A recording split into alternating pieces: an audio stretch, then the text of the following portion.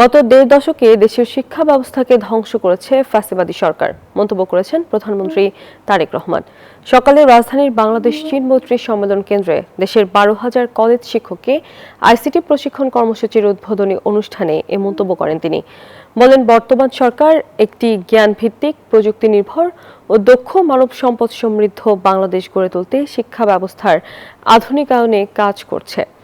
কৃত্রিম বুদ্ধিমত্তা ও প্রযুক্তিগত পরিবর্তনের যুগে শুধুমাত্র সনদ নির্ভর শিক্ষা যথেষ্ট নয় জানিয়ে প্রধানমন্ত্রী বলেন, দক্ষতা ভিত্তিক, কর্মমুখী ও প্রযুক্তি নির্ভর শিক্ষা অপরিহার্য।